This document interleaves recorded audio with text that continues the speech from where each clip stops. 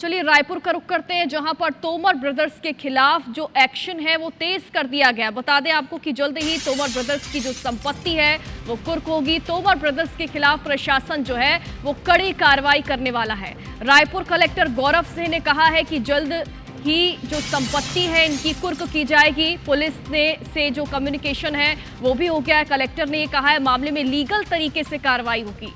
CM के निर्देश पर अवैध काम करने वालों पर कड़ी कार्रवाई होगी।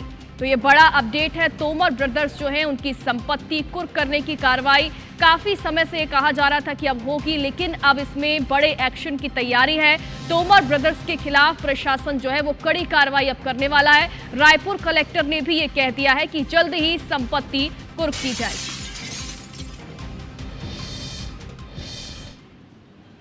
देखिए, ये अभी जो कम्युनिकेशन हुआ है उसको देखकर आकलन करके जो भी विधिक रूप से होगा वो किया जाएगा। मैंने कहा कि अभी कम्युनिकेशन प्राप्त हुआ है, फिर उसकी पूरी कार्रवाई पूरी करके ही काम होता है। तो अभी ये कह पाना संभव नहीं होगा कि आगे क्या होगा, लेकिन जो भी विधिक रूप से होगा वो होगा।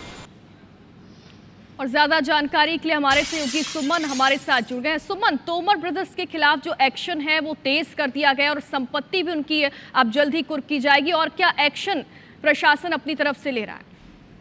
जी, प्रशासन अब इस पूरे मामले में अपनी तैयारी करना शुरू कर चुका है। पुलिस की तरफ से जो इन्फॉर्मेशन प्रशासन को चाहिए थी उसे लेकर कलेक्टर ने स्पष्ट किया है कि वो तमाम जानकारियां मिल चुकी हैं। देखिए, इसमें 18 अगस्त को कोर्ट में पेश होने के लिए नोटिस भेजा गया था पुलिस की ओर से तोमर बंधुओं को। जो वीरेंद्र और रोहित तोमर हैं, जो सूदखोरी और आर्म्स एक्ट और मारपीट और धमकाने के कई इन पर केस दर्ज हैं, ये दोनों भाई फरार चल रहे हैं। पिछले लगभग 2 से 3 महीनों से पुलिस इनकी तलाश कर रही है, मगर इनका कोई अता पता अब तक नहीं है। रायपुर में कई कारोबारी और कई आम लोगों को इन्होंने डरा धमकाकर उनसे 1 लाख रुपए उधार दिए और उसके बदले में 5 लाख रुपए, 10 लाख रुपए, इस तरह से सूद की वसूली की है। इस तरह की कई शिकायतें मिली थी, जिसके बाद से पुलिस इन पर एक्शन ले रही है। तो इसी मामले में 18 अगस्त को इन्हें कोर्ट में पेश होने कहा गया था। अगर ये पेश नहीं होते तो ये नोटिस में साफ उल्लेख था कि इनकी संपत्ति कुर्क करने की कार्रवाई की जाएगी।